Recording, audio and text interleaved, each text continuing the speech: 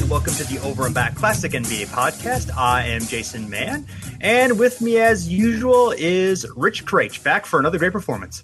Yes, thank you.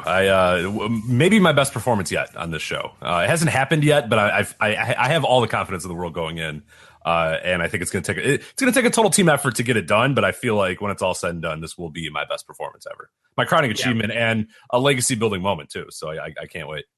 Well, both of us saw LeBron James and Kevin Durant playing really well in the series, so I'm confident your predictions are pretty apt in this case. Yeah, what an NBA Finals. I mean, as far as like the games themselves, like, I mean, they left a little bit to be desired for. I enjoyed the series as a whole. I mean, the last two games were really exciting. Obviously, Cleveland come back. Really, honestly, the last three games were pretty exciting. I see how some people were kind of disappointed with it because it kind of, it only ended in, 5 games, and maybe a few of them weren't very close. But I was more attracted not necessarily to who was going to win the series or whatever, but the individual performances, I think, more than anything in the series. And that's why we're going to talk about them tonight.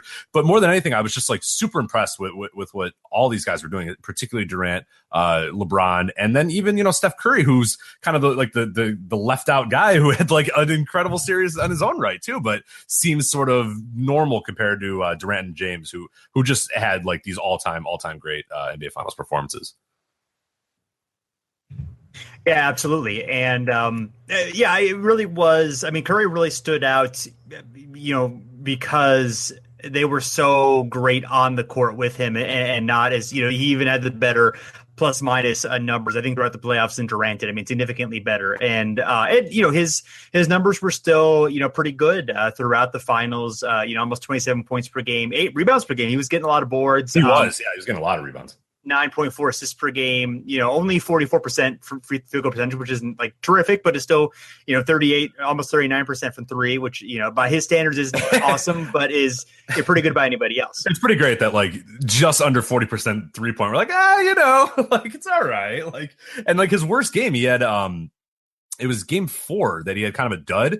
And he went like 14, 5, and 10. It's like, that's, and that was like an absolute, like, oh man, Steph Curry just did not assert himself at all in this game. And it, like 14, 5, and 10 is still not bad for a guy that wasn't doing much. But yeah, he had a great series, but really it was all about Durant and LeBron, who just all-time great numbers that they put up. Yeah, I mean, just really terrific all-around games for both guys. I mean, Durant with 35 points per game, 55% from the field, 47.4% from three. Average game score of 30, which is amazing. And LeBron, I mean, was arguably better in the series. 33.6 points per game, 12 rebounds, 10 assists, 57% almost from field goal percentage, 39% from three, which not necessarily always a strong suit, and average game score of 29.4. So right there in terms of game score. But I think, of course, he had to do more. I mean, Durant, one of the benefits of going to the Warriors is he didn't have to do quite as much. He'd have to do quite as much as played. Although, honestly, I don't see how anyone could say that Durant, didn't have more to do with this championship than any other player on the Warriors. You could maybe argue Steph, but I mean, he really was the standout guy here, took it on his shoulders. He wasn't along for the ride. He was doing plenty to earn it. Maybe, again, having that team around him gives him an easier path than a lot of guys to their first championship, and that's fine, but I don't really see where it doesn't feel devalued to me. I guess if you have strong feelings about the fact that Durant joining the Warriors was, like a wussing out type move, then maybe you would, but I don't. Obviously, we've talked about how we don't really see it that way, and I think that, like we've talked about before, I think it's going to be interesting to see the challenge that the Warriors now have in trying to build this team and competing with the other great dynasties of all time, because they're absolutely, those guys are in their late 20s. They're absolutely in as good a shape as anybody to, carry themselves, over the next 4 or 5 years and being, competing for a championship, almost every year. Obviously, a lot of unknowns in that situation, injuries, how other teams are going to form, whether, some other amazing collection of talent is going to happen. It's hard to imagine it competing with the Warriors or being better than the Warriors, but you never know what's going to happen. Yeah, and earlier point about Durant, kind of taking load and becoming the guy for the Warriors was something that you and I talked about when the signing initially went down, and we had an episode where we were kind of discussing it a little bit. And the thing that I kept bringing up and remembering was that first LeBron championship with Miami. I mean, that first year with Miami, it was a little rough because it was kind of there's only one ball in this court. Who takes it in this moment? Who does this? And there was some awkwardness there. And they did not win the NBA Finals in their first season they got there. They put up a really good fight, but they didn't win it. And then that second year, it was clear that LeBron was the man. And then, it made it maybe a little bit easier when you have Wade and Bosh and a cast of good veterans and role players or whatever. But there's no denying that LeBron just kind of took that entire thing by the horns and became the man. And he was the focal point. He was the reason why they won that second championship. And then, would obviously go back to back or whatever. And that's exactly what happened with Durant, where Durant, we had worried maybe for a little bit of, how's he going to fit in? What's he going to do? How is it? And it didn't matter at all. I mean, it was essentially just Steph Curry being able to kind of be okay with being a little bit in the background. I mean, obviously, Steph Curry plays a huge role in giving Kevin Durant, open shots and spreading the floor and keeping, space and all that sort of stuff. And as does Draymond and as does Clay and a lot of the guys on the roster too. But when it was all said and done, and now that we've, these finals have ended, the narrative now is, geez, well, Kevin Durant's really good. Like, geez, you know what I mean? Like, maybe it was a little bit of an easier path, but he is arguably the biggest reason why they won. And that does a lot for the legacy, the quote unquote legacy thing as well. I mean, I remember that first LeBron year, it was like, I don't know. He went to Miami and then that second year, it's just, he dominated. It's like, okay, he's pretty good. And he was the best player on a team that won a championship. And that's an important thing to do. And Durant finally got over that hump a little bit. And it's been interesting. I mean, a few months ago, we were talking about how the Durant, LeBron James, feud has never really ignited. And now, I mean, after this finals, it's like, all right, let's go. Like I'm down for another 5 years of these two guys, battling at the peak of their powers with the peak with the teams they're with too. So no, just an awesome performance by Durant. Really silenced a lot of the, I wouldn't say critics, because I don't know if he necessarily had critics, but at least changed a little bit of the narrative around him, his career, and his decision to go to the Warriors. Yeah, and I think that we had a show beginning of the season where we talked about, okay, what would Durant have to do to get himself in the greatest of all time conversation? I mean, obviously he's behind LeBron and some of the guys. I mean, he's still relatively. He still has a lot of his career ahead of him. And I think he got about as good of a start as he could have, reasonably expected to do. I mean, even the regular season, he wasn't really talked about with MVP, with the types of seasons that Westbrook and Harden and other guys were having, but he was amazingly effective during the season. And this postseason, I mean, he's just had an incredible postseason, especially the finals. Among the all-time great performances. And I think that it sends some. I don't know if validation is quite the right word, but it certainly supports, like, okay, he knew what he was doing when he made the move, and it worked out just about as well as he can. And I think has a stepping stone now. I still think he's a long way to go and a lot of things to do, but I think he's now like at a point where maybe you can see that direction shifting a little bit in Durant. If he keeps performing like this for a long time, he's going to be, among that short list of all-time greats, if not in the conversation for absolute, best of all time. Yeah, and he's absolutely already there as like the all-time great, scorer or whatever. I mean, I'm not saying that he is the best or whatever, but I mean, I don't see any reason why, in a few years we're not anointing, okay, Kevin Durant is the best, like, pure scorer in the NBA. And we've said that even before this year. I mean, he was already right up there. And we've done a show about, talking about him and where he sits all time in terms of that. So he's already kind of punched his ticket as an all-time great scorer. And now it's interesting to see him sort of refine that a little bit and get into the conversation as, maybe not the all-time great, maybe not top 5, but at least he's going to get himself in that conversation.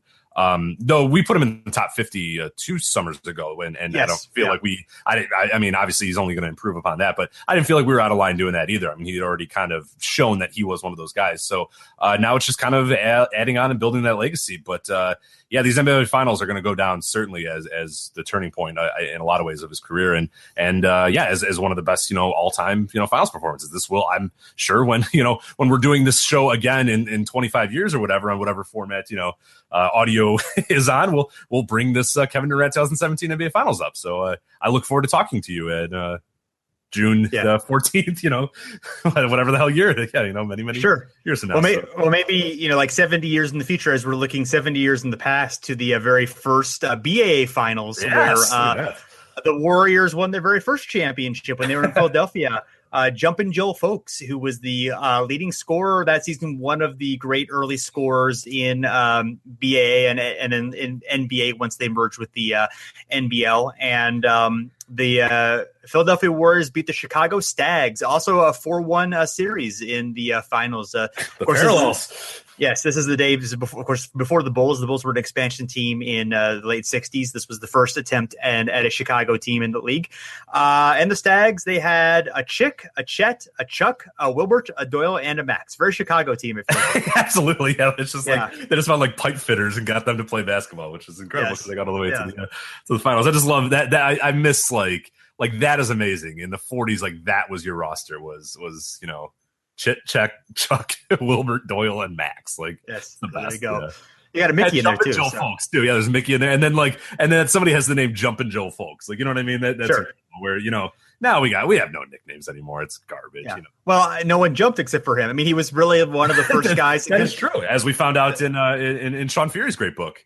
Rise and Fire, about like this guy jumped in a shot, and people are like, what are you doing? Like, why are you doing that? Like, stop. Yeah, it was a handful of guys who did that. Yeah, and if I remember correctly, the story why he developed the jump shot is because he would play on the floors of dance halls that were so slippery that he couldn't get like stable footing on a shot, so it made more sense for him to jump to be able to actually be able to be in a position where he could make that shot. So. Funny how the inventiveness happened, but it was absolutely against the traditional thinking of the time to jump when you were shooting. And he was the great scorer of his time in this finals. He averaged 26.2 points, and he had 37 points in game 1, 34 points in game 5 in the clincher. And the second leading scorer of the series only had 14.4 points, Chick Halbert of the Stags. So that's almost doubled the production of. That's prolific scoring. Yeah, Fulks was prolific at scoring. When you really look at the numbers and the time and the era and stuff, I mean, those numbers are not to be downplayed. Those are huge numbers. Yeah, he had the scoring, the all-time single game scoring record for almost a decade before Baylor broke it in the late 50s. So, I mean, he was absolutely, even had a Mikan in terms of, his best game. So, and it was, like I said, a tremendous score in an era which, the point totals ended up being pretty low because, it was pre-shot clock and all that. Yeah, and then you're speaking of George Mikan. 1950, he had an incredible NBA Finals performance. This was Mikan helping the Minneapolis Lakers win their second straight NBA championship. They defeated in this series the Syracuse Nationals 4-2. George Mikan scored 37 of the Lakers' 68 points in Game 1 and dropped another 40 in the final game of the series. All told, for the entire series, Mikan averaged 32.2 points per game, which again is prolific scoring again for that era, and just another Mikan building that dynasty of the Minneapolis Lakers with him being the first arguable star of the NBA in a lot of ways. So yeah, and it was really I mean he that was a very complete team, as we've talked about in the past, but he absolutely was.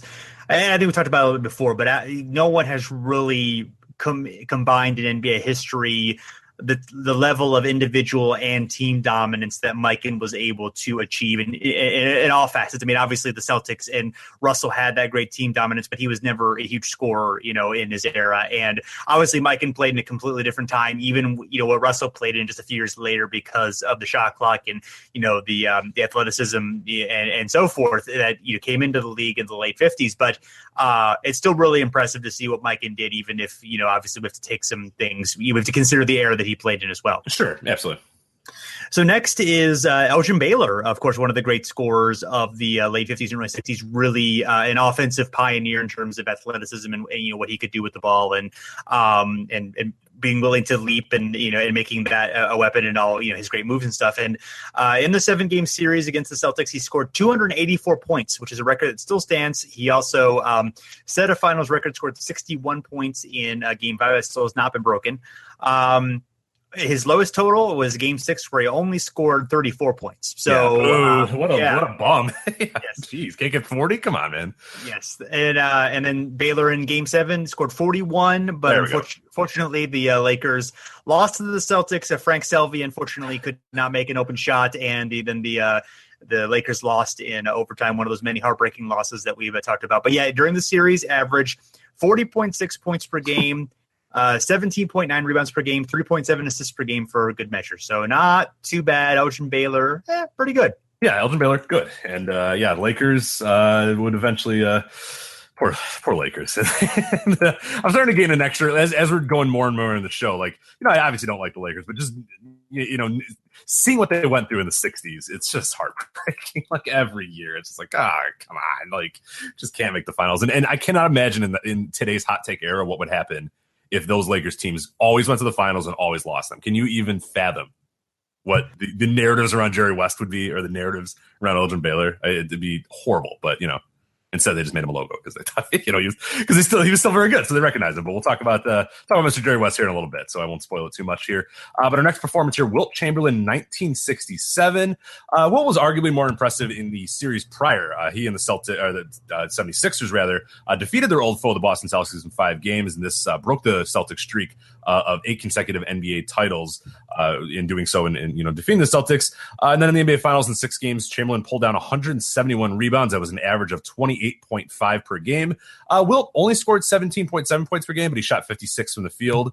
And Philadelphia in 6 games defeated Wilt's old team, the San Francisco Warriors. And now this was a year where Alex Hannum, I believe, didn't he challenge Wilt to kind of be a little bit more versatile on the court? And this was kind of that weird era where Wilt was kind of hesitant to be the big time Wilt scorer guy and wanted to do a little bit more on the court. I got my timeline correct, right?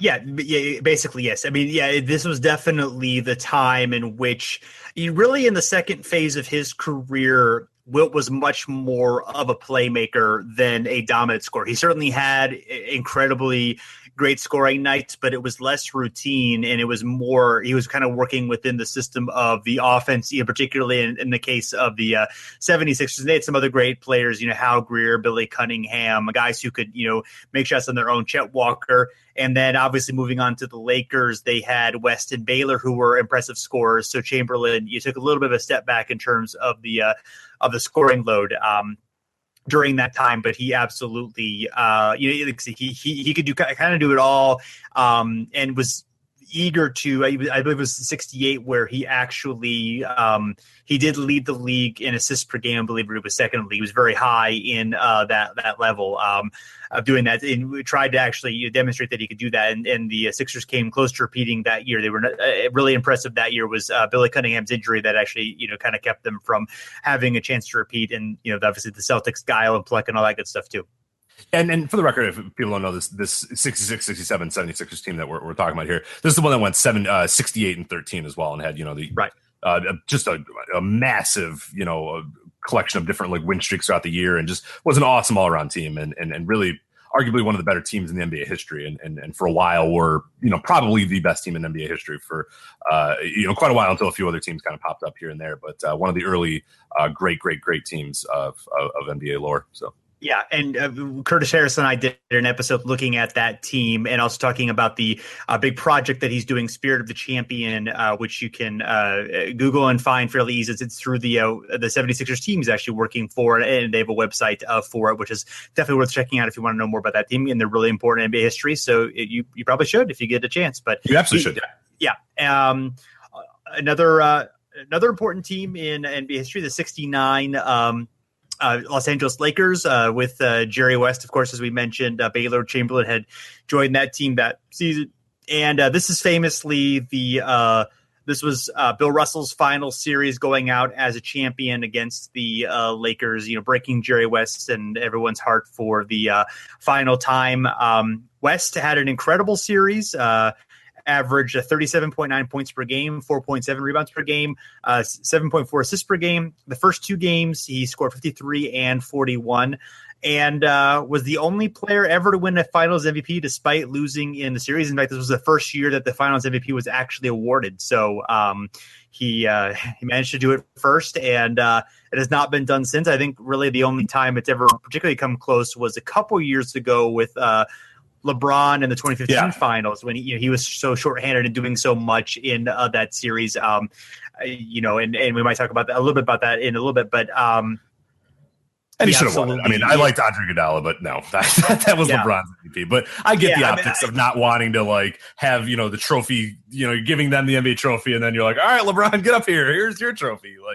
I understand why they don't do it, but it's Gotcha. Yeah, you could argue. I mean, LeBron was not particularly efficient in that series, so that's one kind of ding against there as compared to some of his other finals performances. But he was doing so much in that case in West to a degree, even though he obviously had help from Baylor, Chamberlain, and some of the other guys on the team. Although they did not have much depth after trading for Chamberlain, they lost a lot of their really good supporting cast, so not a whole lot of big names outside of that. But despite you having those guys. Having those guys, West did, so much in that series. Baylor was only averaging 18 points per game at age 34. Chamberlain, 25 rebounds per game, but only 11.7 points per game in that series. So at age 32. So all those guys were, kind of getting older. And, West was taking the scoring load in addition to all the other stuff he was doing as well. And then we just have to go to the next year now for 1970 for yet another all-time performance. It's Walt Frazier from the Knicks. Interestingly enough, Walt Frazier, he struggled a lot in game one. He scored only 6 points and dished out only 6 assists as well. So not great for him, but he would quickly fix that. The rest of the series, he averaged 19.5 points per game, 11.2 assists per game, and 8.2 rebounds per game. Most notably, though, is the famous Game 7 performance by Frazier, and maybe Willis Reed too. But Frazier, a little bit more. He scored 36 points, dished out 19 assists, and the Knicks, they won 113-99, and of course the Knicks win an NBA championship. So a huge moment for the city of New York and a huge moment for Walt Frazier to kind of step up in that respect. And Willis Reed, who was interviewed right after the game or shortly after the game by Sport Magazine, and his quote, which was really interesting, was, "It's Clyde's ball. He just lets us play with it once in a while." So yeah, I always wonder about Frazier that. If he had, that Knicks team was so well known for being, sharing the ball and being egalitarian, and for all of these great players kind of coming together and playing, the perfect game, quote unquote. I do wonder what Frazier would have looked like in a context in which he individually had to do more, because I think there was a little bit that was left on the table in terms of. I mean, I'm sure he wouldn't trade it for anything, being in New York and being part of that team that's so mythologized and all that. But I just wonder. What he would have looked like kind of in a different, if that limited some of his individual brilliance, even if it probably benefited him from, being part of that great team. You wish you would like to see him a little bit more in a free-flowing offense, where one that he's kind of controlling a little bit more on his respect, because he was super talented and just had so many skills and was so athletic and smart that you do wonder what he would be capable of if he wasn't. Yeah, like I totally get it, but yeah, like you're saying, it's hard to sort of take him out of there or say that it was any in any way throttling him whatsoever. Maybe throttling our personal enjoyment of him or what he was potentially capable of. But when he had so much success and yeah, I don't think he would trade leaving New York in the prime of the 70s and getting so many books and documentaries written about him and having a job for life in New York. I'm sure he wouldn't trade that in for anything. But you see it. I mean, you kind of see it a little bit when he obviously his first, the Cleveland run did not go well because he got he's just getting older. But you see in that first year he's like 32 and is going neck and neck stats wise with exactly what he was doing in his prime with the Knicks or whatever. So you kind of see a little bit of what he was able to do when he was on his own. But yeah, like you're saying, it would be awesome to see prime Frazier with a little bit of with the handcuffs off a little bit to just kind of free flow and have a little bit of his own fun. And maybe that was a little bit of that Game 7, because that was uncharacteristically a huge scoring Frazier too. So maybe that was a little bit of what you were capable of getting from him. But yeah. Right, yeah, whether he's going Kobe or going Westbrook in those situations, whoever you want to pick as far as you just taking the ball and letting everybody get out of the way. I feel like it would be interesting to see him just in a different environment, and it just sort of a thought that popped up going on. But obviously, he was a fun guy to watch. Even more of an interesting personality. I think even his on-court play was great, but even more, of course, I think he's about more known for his color off the court than he is on the court. Sure. Even though obviously he was a great player and part of a great team. Speaking of colorful characters, Bill Walton, 1977, the famed Blazers, another heavily mythologized team, of course, thanks to breaks of the game. And he was a series MVP there against the Sixers, 18.5 points per game, 19 rebounds per game, and an incredible Game 6 with 20 points, 23 rebounds, 8 blocks, and 7 assists. Worth noting, Dr. J had a pretty good series there, too. 30.3 points, 6.8 rebounds, 5 assists, 2.7 steals, 1.2 blocks. Leading his team in most of those categories, and absolutely, kind of giving it certainly – like those LeBron performances where he's brilliant despite his team losing. I think Doc had quite a few of those as well, and certainly in this series. Well, it doesn't mean a thing without the ring. It's only rings. That's all. There you go. But he has a commercial where it's all of all people. Yeah, he's telling me. He's telling us on every single commercial break that it doesn't mean a thing without it. So okay. Yeah. It doesn't show those ABA rings in that commercial. It doesn't, it jerk. Yeah. And they're probably nicer because that ring that he shows is like the most boring ring ever. It's just like red. And I know that like title rings used to be, and then now they're like these flashy but like the ring he puts on, it's just like a ring with like a little diamond in the middle. It's like, I'm sure he. Yeah, I'm sure he shows off the ABA. Maybe you have to be special to see the ABA rings. What do the ABA rings even look like? Do they even get rings, or do they just get like a car? I feel like they would just get like a Cadillac in the ABA or something. The ABA, I believe they had rings, but that's a good question. I'm not 100% sure if they actually got ABA rings. So I'll have to. I'm sure somebody these are knows. Awesome. I hope these. Oh, if this is the one, he should be showing this one off. It's like the color of the ball. It's like, so it looks kind of like the CBS logo. I mean, it's obviously the ball, but it looks like a CBS logo because you got the big, the pupil in the middle. So the top is red, the bottom is blue, and the middle is all diamond. He should wear this. This ring is way cooler. Oh man. Oh yeah, that is pretty nice. Yeah, that's cool. That's awesome. Yeah. You need to wear that. Yeah, that is way cooler than that stupid Sixers one he's showing. So, there's Dr. Okay, there's Dad, Dr. J. There's a picture. If you look up ABA rings, it's like the fourth image search is Dad, Dr. J, in his suits and tie wearing the ABA ring. But you can see how much cooler there it is right there in that picture. There's the ABA ring right next to that boring ass Philadelphia 76ers ring. So. There you go. Sorry, Dr. J. Well, there you go. You do whatever you want to do. I mean, I'm just saying, that's. Let's not insult him anymore. He won't come back on the show. That's true. Yes, so he's good. Of course. Well, yeah, obviously. The great quote from Curry Kirkpatrick of whenever Bill Walton rolled his arms over his head in those strange jerky circles, all of Multnomah County came to his aid, but he was the straw that stirred. That was the Curry Kirkpatrick of Sports Illustrated quote. So let's jump ahead to 1980 now. This is Magic Johnson, rookie year, of course. Magic wasted absolutely no time making his presence felt. He averaged 21.5 points, 11.2 rebounds, and 8.7 assists per game in the series. He clinched the Finals MVP award pretty much off of his historic Game 6, where he filled in for an injured Kareem Abdul-Jabbar. He scored 42 points, nabbed 15 rebounds, had 7 assists, and played all 5 positions and all. There's tons of stuff that comes up about that game and in the mythology of that Game 6 performance. But that was quite a way to cap off his rookie season. But yeah, it was interestingly enough though. So we have that 42 points in that Game 6. Magic Johnson would not score 40 plus in a playoff game until 1990. You have to go 10 more years until he did it again. He scored 43 in consecutive games against the Phoenix Suns, both in losses as well. He would follow that up the next year by scoring 44 against the Golden State Warriors, and the Lakers would once again lose. So the key, other than in 1980, is Magic Johnson score under 40, and we will probably win a title. He scores over 40, we're going to lose. So that's... So worth noting in that game, Jamal Wilkes also had 37 points, 10 rebounds so a pretty good game from him as well. It's kind of get overlooked. And Kareem, of course, was hurt, couldn't play in that game, but for the series had 33.4 points, 13.6 rebounds, 3.2 assists, and 4.6 blocks. So nice series from him. Doc in the loss again, 25.5 points, 7 rebounds, 5 assists, 2 steals, and 2.3 blocks. So yeah, again in defeat, but I feel like that's a real So I had a Facebook discussion that I thankfully ended quickly once I realized that the guy didn't know what I was talking about. But he was on Facebook. No, hold on. I know. Hold on. On Facebook, there was a guy that didn't know what he was talking about and was arguing no matter what. Yeah, so I was I just mentioned hey, Kareem, has all this accomplishments. He doesn't really get discussed among the all-time greats. It's just something there.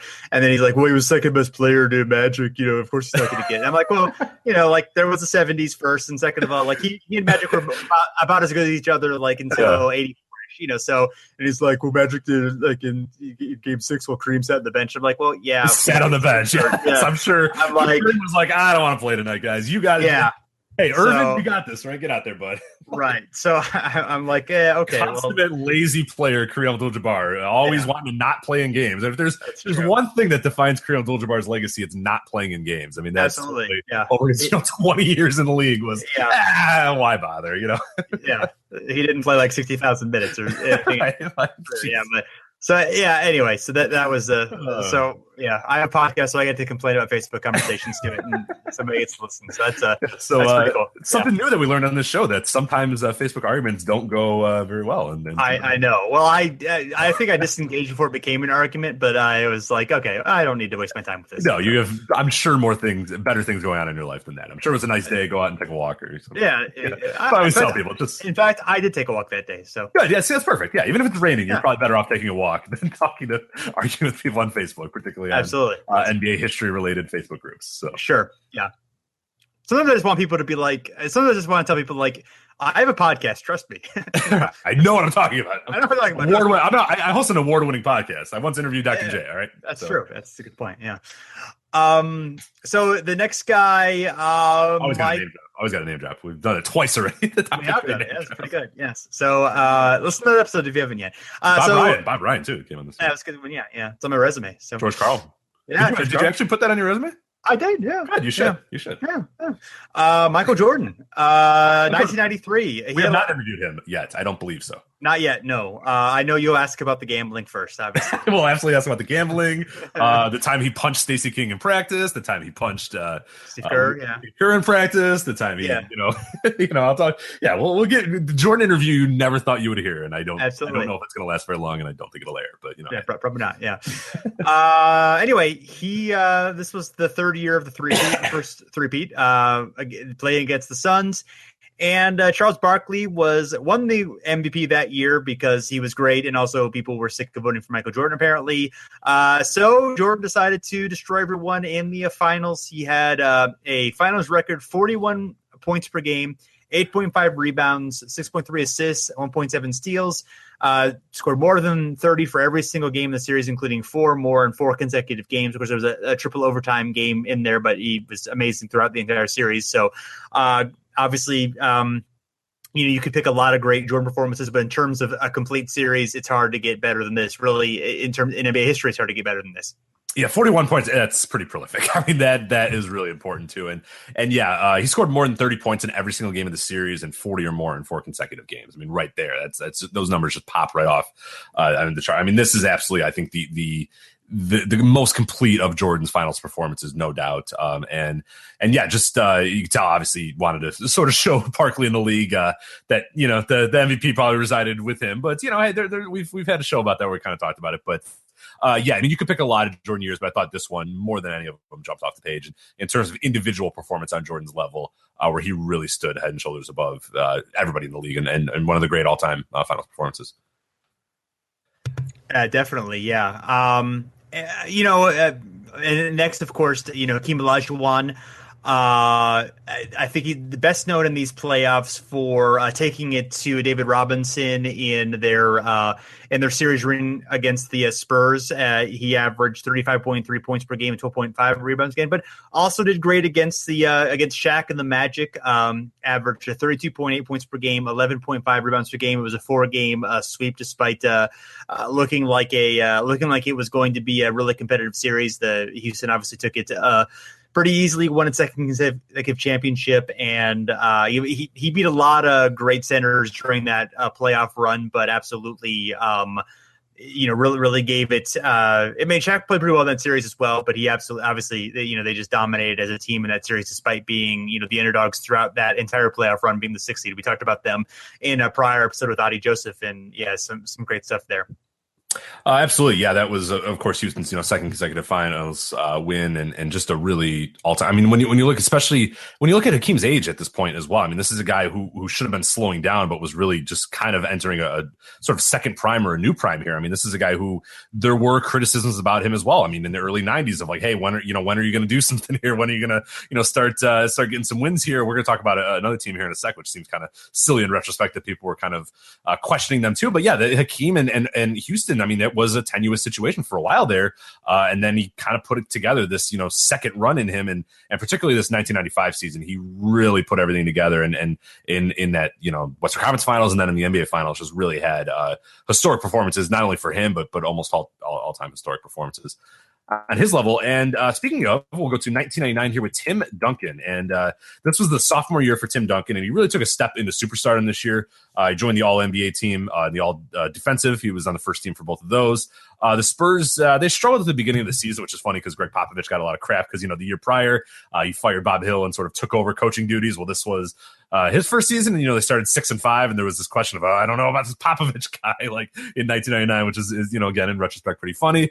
They caught fire, though, in the second half of the season. They finished it on a 31-5 run. They carried that momentum through the playoffs all the way through the NBA Finals.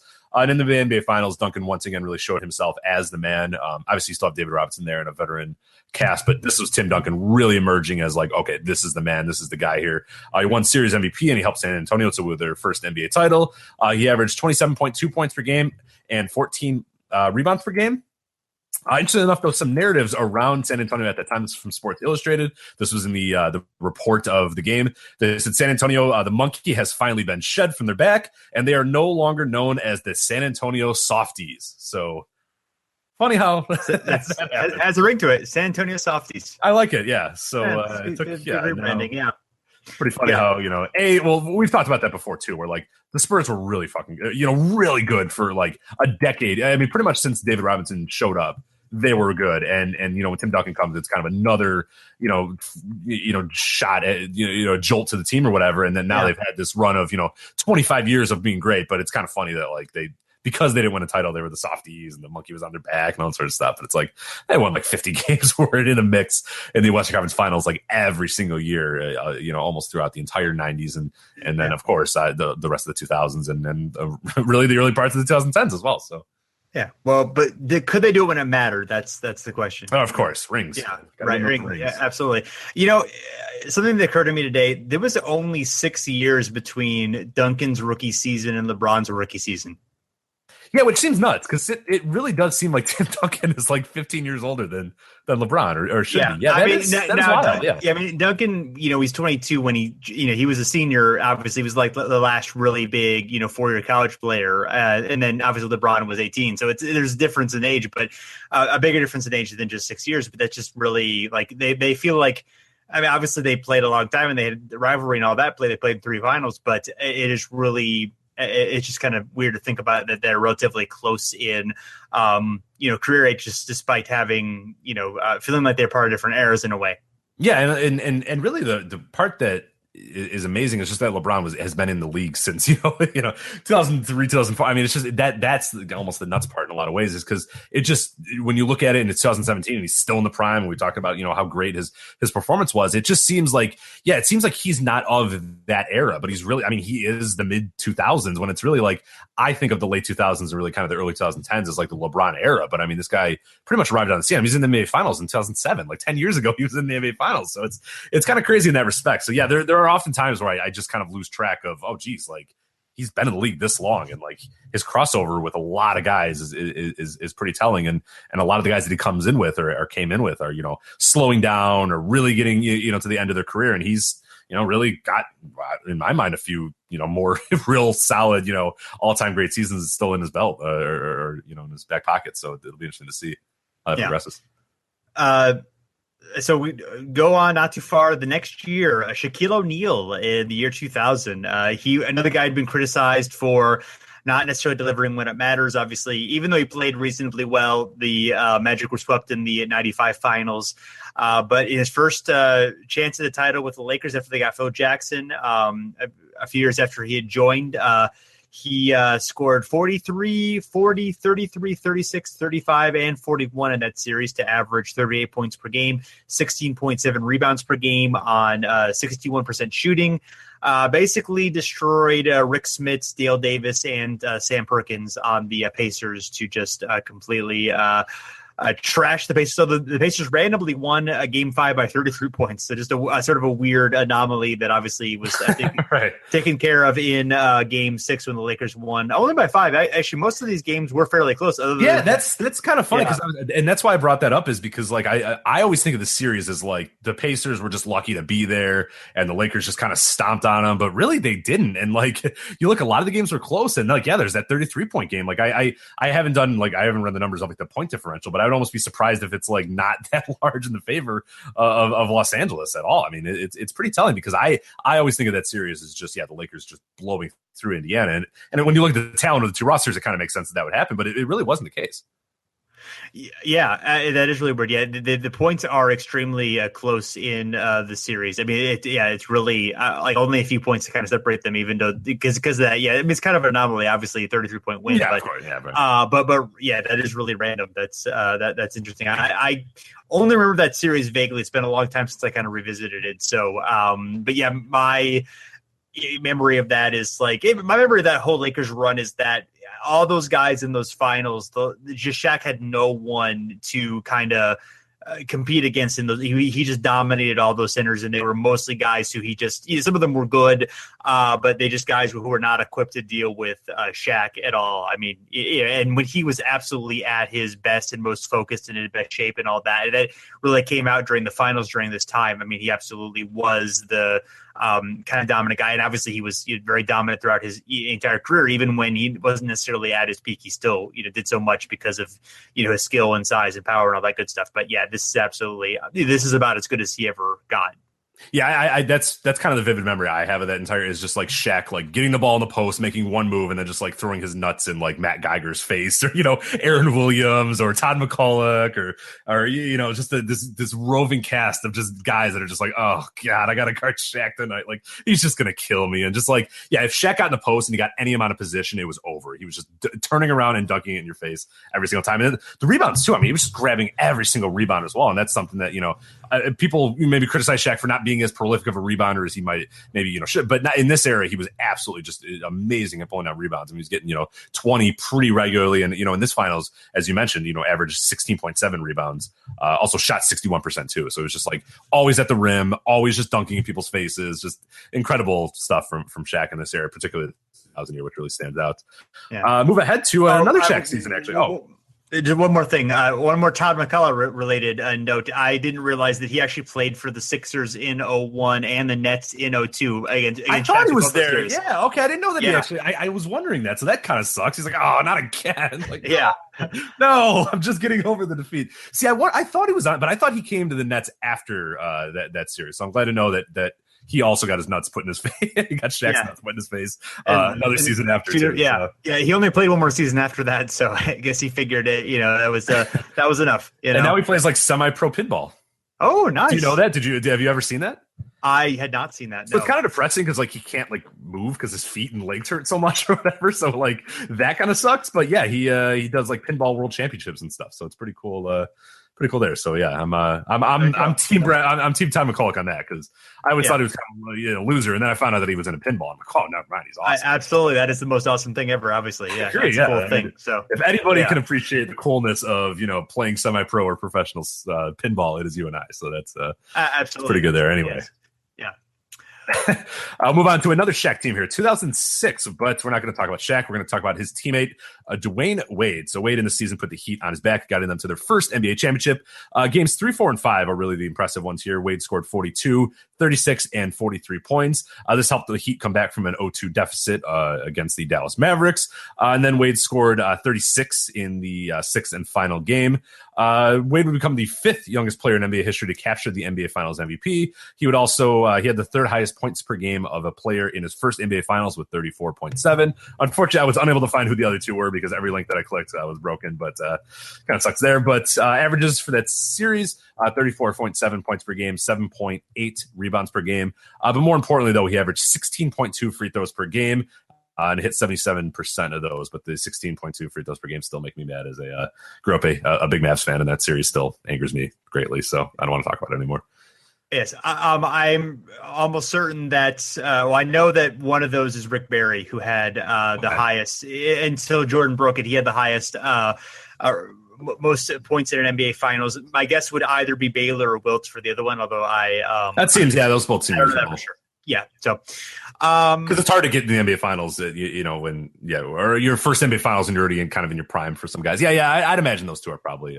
Kareem might be up there too. He had a lot in that series. So, but anyway, I'm sure someone will know the answer and will. I tried. Every link was broken, and you can't do a plain deck search for just finals. Which is tough. Yes, which we'll have to figure out a way to get some of that information and maybe do something with it. Although this is definitely a great look at some of the best NBA Finals either. But I'd be curious about like kind of comprehensive numbers for that, because that would be really interesting. So, so we end with LeBron James in 2015, and this was the first time against the Warriors in which LeBron, the first time Cavs Warriors, first of three, of course, and LeBron only had reached the finals for the fifth straight year. So not really that impressive compared to 8, but. Or I guess 7, but still, obviously, I'm kidding. Obviously, it's still really impressive, and the first player to have done so since the 60 Celtics. And both Kyrie Irving and Kevin Love was out at this point, and Kyrie Irving only played, I believe, 2 games or only 1 game in the series. I think he was injured at the end of game 1 and basically out for the rest of the series. So. But despite that, he just shouldered an extremely heavy burden, probably greater than maybe anybody in NBA history in a final series. 35.8 points, 13.3 points per game, 8.8 assists, scored 40 points in half of the games, 39 in another game.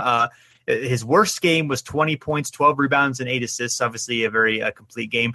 The one negative is that, as I talked about a little bit earlier, the efficiency was down. He only shot just under 40% from the field, 31% from 3-point.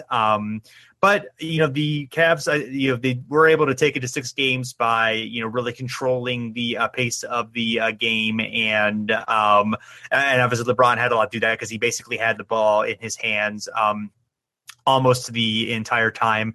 If you look at his usage, it was over 40%, which is incredibly high. That was uncharted territory in terms of season usage until Westbrook this year. But that's the kind of level of usage that he had to have. So a 48 true shooting percentage is not good, but given the context of everything else he had to do, is understandable. And I agree, without an absolute dominant individual warrior in that series, he probably should have been the MVP. But I do understand kind of the reasoning behind giving it to him or giving it to Iguodala or Curry in that series. Mm-hmm. Yeah, and I think this, as finals performances go, is ones that I've seen and that I remember, and watching live and following live. This is probably my favorite ever because it was LeBron, as you said, sort of take that team. Without Kyrie and without Love, it was not a great team. I mean, the depth wasn't really quite there. I mean, I would argue that this year's Cavs team has got a little bit more depth than even those teams had, because it's really like Matt Dellavedova and Anderson. I mean, it was not a really deep team here, and